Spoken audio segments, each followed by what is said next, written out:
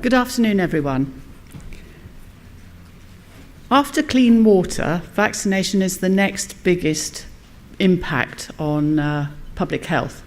And my company is a vaccine company, so we're pretty confident that we're good at looking at health and health outcomes. However, how many of you have been in a situation where you've had to do a reorganisation, cut costs, and lose workforce when the company's doing well? We'll leave aside why we had to do that last year, but that was the situation for my company at the beginning of last year. And so my workforce were demotivated, disheartened, and not terribly engaged. And so I looked around for something that was going to make them pick up and be a little bit more enthusiastic. And because we're such a competitive kind of company, I needed some competitive element. And Britain's Healthiest company was the best thing I could find and turned out to be just perfect for what I wanted. There's an element where all the employees fill out a questionnaire all about health, lifestyle, the kinds of exercise they take or don't take.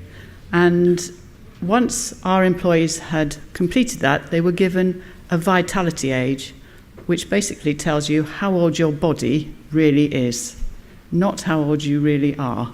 And we had enough employees who were shocked, and shocked enough to do something about it. I don't have a clicker, guys.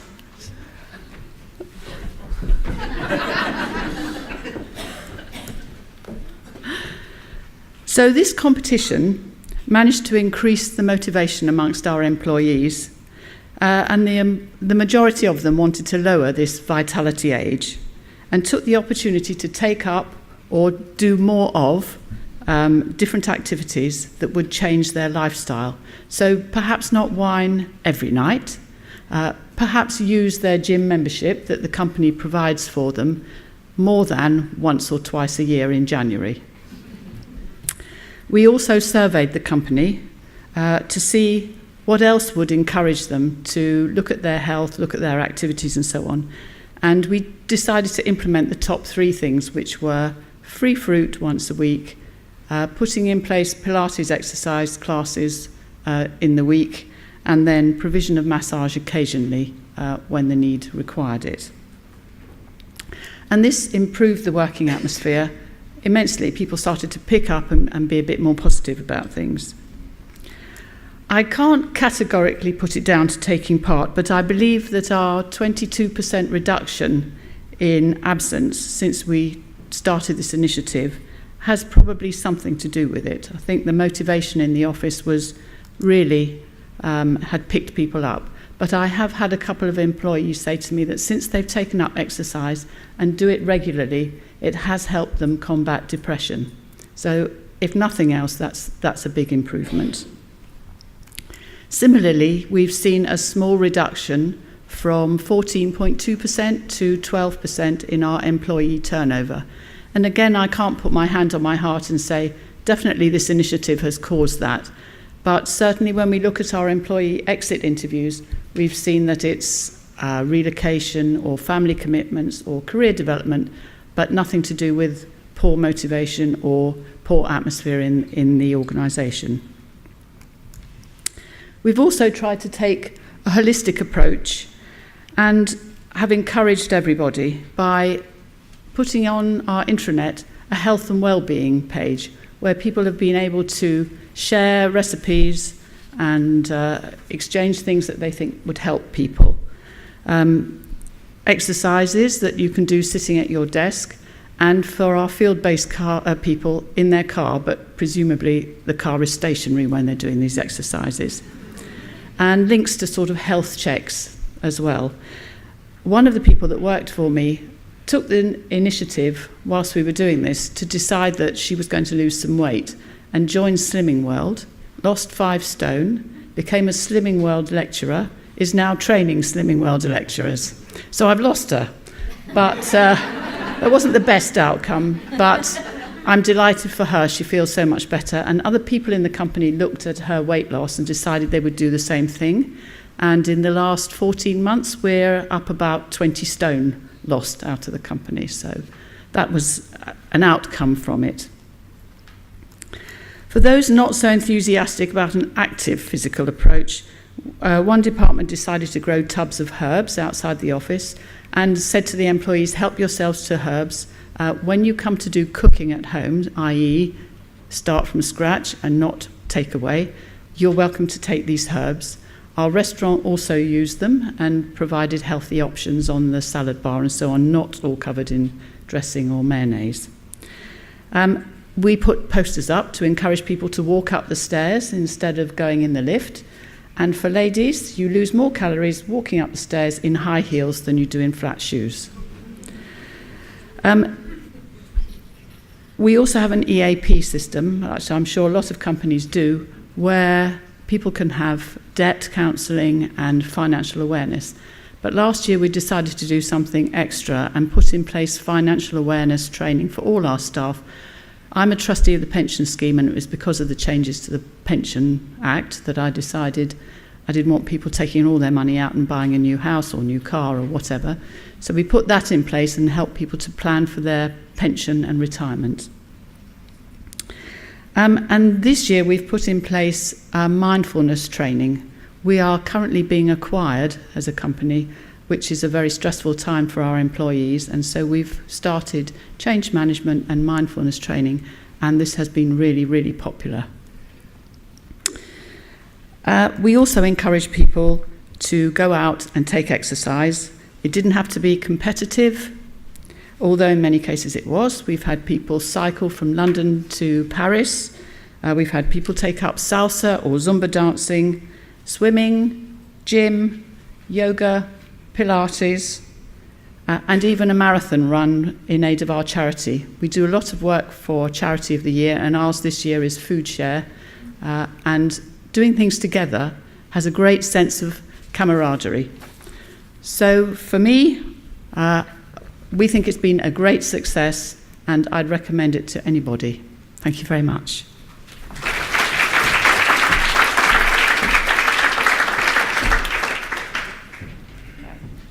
Hi, I'm Rebecca, or Coxie from Iris Worldwide, so you've probably wondered who the scally in the PE kit is all day. That's me. I'm going to probably look quite pained because I turn into David Brent the moment I do any public speaking, so apologies in advance. I've rewritten my presentation throughout the day because we've all kind of been saying the same things, and I was kind of really conscious that I'm going to be saying the same things to you. So instead, I'm going to flick through. It's not a day, it's a strategy. We've all learned that now. It's all got to be a wellbeing strategy. You've got to have evidence-driven programs. Yep, we've heard about that today. You've got to get the right blend of all your benefits. You all probably have so many benefits. You don't need to hear from me as to what you should be putting on. You need to make sure that you are understanding your return on investment and monitoring it. Yep, we've got that. Culture, we've heard that about 50 times today, and making sure you're getting the culture right. So at Iris, we did well for Iris. We've got good initiatives where we make people run around with me to get home quicker. Leadership, these are our two CEOs. You saw Steve this morning. That's a very different picture of Steve after a personal training session with me. So making sure that the CEOs are on board. And make sure that you make a lot of noise and you have champions and you use social media and you kind of basically make sure that everyone knows about it. So we've got that far. So this is the one bit. So that's my 2/3 of my presentation. This is the final third, and this is where I'm going to concentrate and try and bring a bit more up, because this is the one thing that I haven't heard that much about today. And this might be the one thing where I could be helpful, I might not, but my goal here is to give you a genuine tip. I've been at Iris now for over 12 years in total. 8 of those were as new business director, and the last 4 to 5 as wellness director. I was a personal trainer on the side and a competing athlete. And what happened was, as many of you probably have experienced, your passion then becomes your job. It has meant that I like to think, understand what fitness means and health means, but also in a corporate environment. So how do you understand what people are actually experiencing at work and make sure that they are being able to make the most of all the benefits, and how do you engage them? Because I've been on both sides. So now I'm trying to engage. And the one thing that I have understood the most after 4 years of trying to get all these benefits that we were spending so much money on, but having such low take-up on, despite being an ad agency that was marketing so well, and we do some great, internal branding and really sexy videos and apps and everything, but the take-up was still low, was habit and behavioural change, and understanding every single person is an individual, just like every single one of you is an individual. Some of you would hate running, some of you would love running, some of you are more interested in yoga or healthy eating, but there is not one single person in this room who is motivated to be healthier for the same reason. So how can you therefore engage everyone with a blanket of initiatives? So first of all, that's me. that's your tip, me.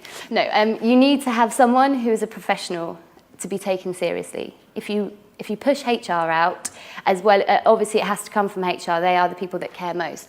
But if there isn't a sense of professionalism, of people knowing that the person they're speaking to has a qualification in health, in fitness, or in mental wellness, you will lose an element of kind of kudos as to what you're doing, and the trust will also maybe slightly go.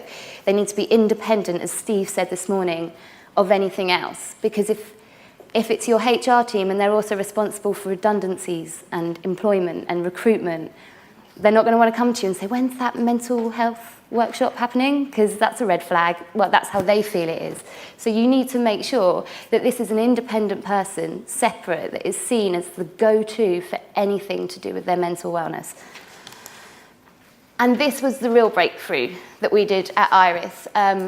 I have sat down with every single member of staff at Iris, which is 450 in the London office and then 1,000 over Skype and actual calls globally, and talked about, I'm going to come back to that one, talked about their issues, how much they sleep, what they eat, how often they get to exercise, how many children they have, how old are those children, what is their commute to work, what do they like doing socially? What does their job involve? What time do they get to have for lunch? And then, what are their goals in life? We do food diaries. We look at every single aspect of their life and combine it with where they want to be and create a completely bespoke plan, which look like this, for their next 6 weeks. So from the employee point of view, they have something that is so relevant to them, that is so completely bespoke, it is near on impossible for them not to at least give it a go. They then have follow-up with me. I'm walking the floor, 20 hours a week at Iris, and in various other companies, so that they can email me whenever they've got a hotline. They can ask questions. If they've read something in the Daily Mail and they're confused, should they do 5-2? They can call me and I will say, absolutely not. And then we will, discuss anything. The second thing is, and this is the beauty for you guys, is that all of your benefits are brought to life in a real way for each employee. They are completely relevant. And a big example I had of this was, we had a financial advisor at Iris. We have a financial advisor at Iris. So it's not really targeted as a benefit or a wellness benefit. And it's very much seen as pension planning. We have a massive grad intake at Iris. We also have a massive churn on grads. And I don't know if you work with many new students, but they will leave within a couple of years because they'll think the grass is greener, or they're unsettled, or they're not settled in their new city. They suffer from all sorts of anxiety and financial problems. So I've been sitting down with a lot of the grads, and one of them was suffering from severe stress and panic attacks. And it was coming back to her student loan, and also being away from, in a big city, from coming from somewhere a lot smaller. There was loads of other reasons. And just by pointing her in the direction of Peter Bloom, the financial advisor, on a Tuesday, saying, he's free. And she was like, but it's pension planning, isn't it? And it's not. He's now given her a whole plan to get out of student debt whilst also saving and having a social life in London.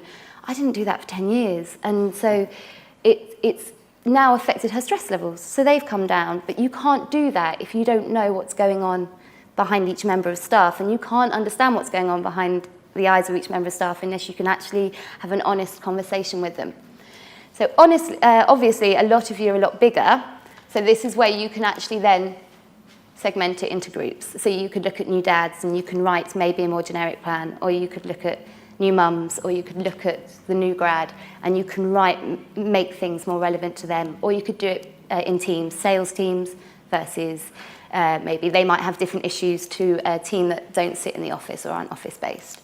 And I think that's it. Right, do we go for a run? I think that's it, yeah. Thanks.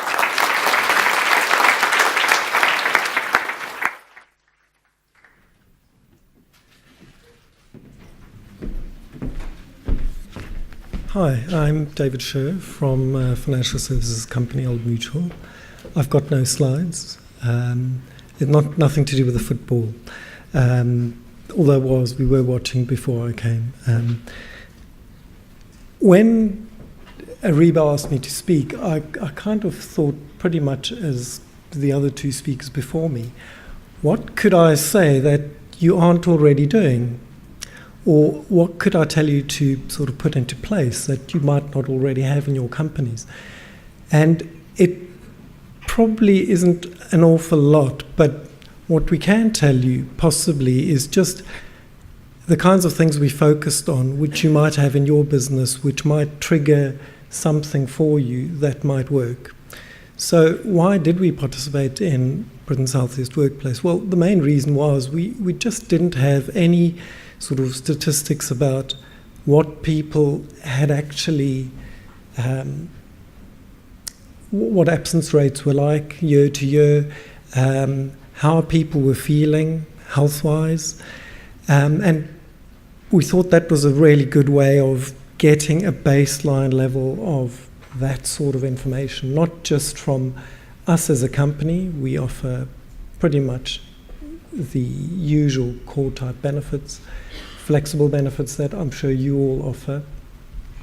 But it was also to kind of get employees in on what both Anne and Rebacca have said, which was, what does it mean for them? Health and well-being means different things for different people. One of the things I did at the start of us participating in the survey was sit down with each person and just ask a simple question, which went like this: what does health and well-being mean to you? And you'd be amazed at the responses I got. I had someone rant at me about the fact that people were bringing in cakes on their birthday, and didn't we know that sugar was really, really bad for you? To other people who said, we're a financial services company, but what are you doing about financial health and well-being? Which was absolutely on point and is one of the reasons why we've brought in a financial education tool from this year. We've also made it available to people after they leave us for a period of 6 months. Why we think that kind of thing is really, really important is these sorts of tools help people take things on board, learn things at their own pace for their own circumstances. So, for example, you might be trying to get on the housing ladder, or you might be empty nest syndrome and wanting to look at saving for a holiday, or how to deal with retirement savings when that comes up. So there are many reasons that people might want to feel healthier, and in many arenas that they might want to feel healthier. That kind of got me thinking about, well, if we're talking about health and well-being, what do we include in that? And you probably have all of these. So for us, it's things like benefits, core and flex, as I mentioned, the physical and social aspect of health and well-being. So do you have a social club? What sort of activities work well for you? For us, physical activities work really, really well. So we enter marathons. We also do charity matching on individual events. We're right next to the City of London schools, so there's a rowing event each year. But we also get providers in each year, and we try and make it quite a fun thing where people will cycle and grind up a smoothie and drink it, that kind of thing, but kind of get them thinking about why exercise is important to them. Financial health and well-being, as I mentioned. safety, security, environment, and you probably all do that. But do you tell people about what you do and how you connect these support systems? Do you have an EAP? Do you have people that are available who are professional psychologists or doctors or IFAs or anything in your business that people can call on? Do you have mentors, coaches? And do you get people to tell their story? One of the benefits we have is something called Best Doctors, which comes free with our life cover and income protection insurance. It's something that's worked really, really well. And why it's worked well for us is we've got people to tell their story. How Best Doctors help them get a diagnosis for their daughter or their son or their partner or themselves. And that kind of thing is really, really powerful. That word of mouth works wonders. One of the other things that we include in this is responsibility, and that's around the volunteering and charity aspect. And in the last few years, we've changed the way we do that. So we do normal things like charity matching, Givers Yearn, but we also do a volunteering day that an individual can use for whatever they like, as well as a team day, getting together with their team and doing a charity event. And that's been really, really well received. I think part of it is people have felt that what's happened is we've been out, talked to them and listened to them. So that employee voice is really, really important. One other thing we've done is over a very, very busy period, our annual reporting cycle, we got a nutritionist in to run a program called Eat for Energy. People were pretty skeptical and didn't really buy into it. But by the second week, there were many more people coming. The benefit of it, or the thing that people got out of it, was that it was very practical. So nutritionists would arrive with a whole lot of equipment and a few ingredients and whip up something and show people just how easy it was. She also handed out things like recipes. We built a site on our intranet.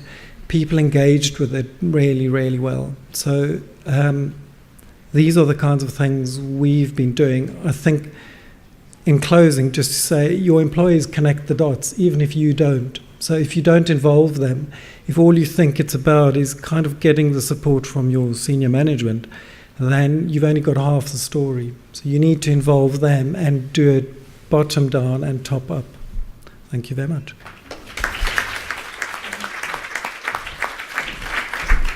Okay, I've got one last person, but I wanted to introduce her personally because I'm very grateful. I phoned her literally, I think it was a day or two ago, and asked her to step in and share some sessions, which she kindly did for us earlier today. So not only that, she has also recently won Reward Professional of the Year. So I'm extremely grateful to Jo Bean of Samsung for being here and helping us out, and for taking the very last slot of the day. So could we just have a little round of applause for Jo, please?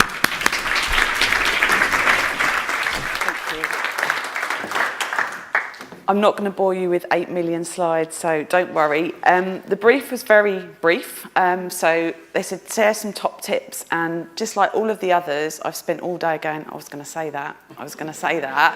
And here I am at the end. Probably going to say a few of them again, but I just wanted to share a few things that we've done at Samsung that have really worked for us, and just a bit about how we created our strategy. So I don't do words on slides, so there's pictures. We've all heard culture. Everyone said we've heard culture today. It's really, really important. You know, you've heard probably a lot of things today that you can do, and you've probably got a big long list of things. As you know, when I come to these events, I'm thinking that's a good idea, that's a great idea. It's really, really important to take the ideas away that will actually fit with your people, wherever they might be, because some things that work at Samsung won't work anywhere else, and some things that you guys do would never work at Samsung. So one of the examples we have of that in our health and wellbeing, which I have to say is brilliantly managed by Amy, who's just sitting there. Amy, give everyone a wave. I can't say, when I say we, it's the royal we, because it's actually Amy that does most of this. So what we do, or what we found, is that presentations, if we say to everyone, come along and find about this or that and spend an hour talking to somebody, we'll have a grand total of 0 people there. Our people are so busy, they don't think that they have time to find out about health and well-being. So we tried it and it didn't work. So we now go to what's more known as grabbing people in the atrium of our office and literally getting them to spend 2 or 3 minutes getting a key takeaway about something that they might want to learn, be it Diabetes Awareness Week, it could be, you know, something linked to the health campaign or calendar. And we find that really works, is that we can get them to fill in a little quiz, maybe win a prize, whatever it might be. That really, really works for us, and it's just something that we found really quite successful. The other thing is you're probably sitting here thinking, oh, all this stuff costs loads of money. Amy has managed to deliver 88 events over the last 2 years at a cost of £3,550. And if I tell you that 3,500 of that was for the flu jabs we did over 2 years, she spent £50 delivering for over 80 events. So it doesn't have to cost a lot of money. You can utilise your benefit providers, they're there. We've got 28 benefits that we offer at Samsung. Some of the benefits that we brought in are to help people with their financial well-being, like nudge or mortgage advice. Some of them are to, you know, give them information that they need using the existing benefit providers. So we do a lot of stuff with Aviva, who our medical insurance is with. So they come in and they'll do this stuff and they don't make a charge for it. And when we're actually procuring a new benefit, we find out what they can do for us and for our employees, as well as offer the benefit. And I think that's really important, to really utilise them and get them to come in. Ultimately, they want more people to take their benefits. So 99.9% of the time, they're more than happy to come in.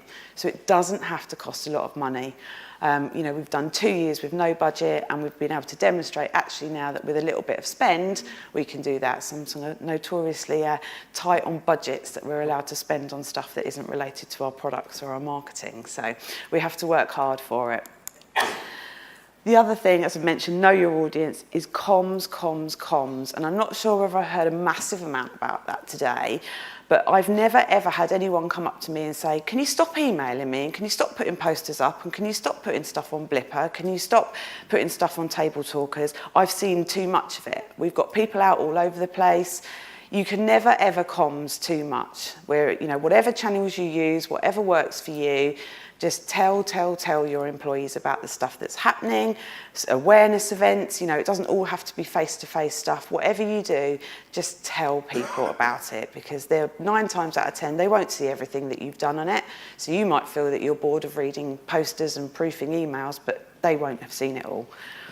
And really the last thing that I'm going to mention, because I know I'm standing between you guys and free drinks and football, is the initial engagement hook. Work out what attracts your people to what they do and find out and really utilise that. As I mentioned with our atrium events, that's one of our key engagement hooks. We know we're not going to get people sitting down for an hour, but they will come and give us 2-3 minutes of their time after they've gone to the restaurant. So it's really, really important. And feedback.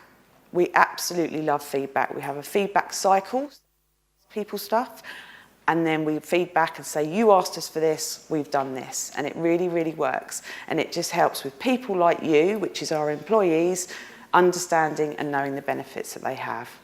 So that's just a really short summary of what we do. Obviously, there's a lot more, and I say that's the royal we, it is actually Amy, that we do. But we, you know, we've got a lot of happier, healthier employees that are really enjoying working and, you know, living in the busy day-to-day life of Samsung. So thank you very much.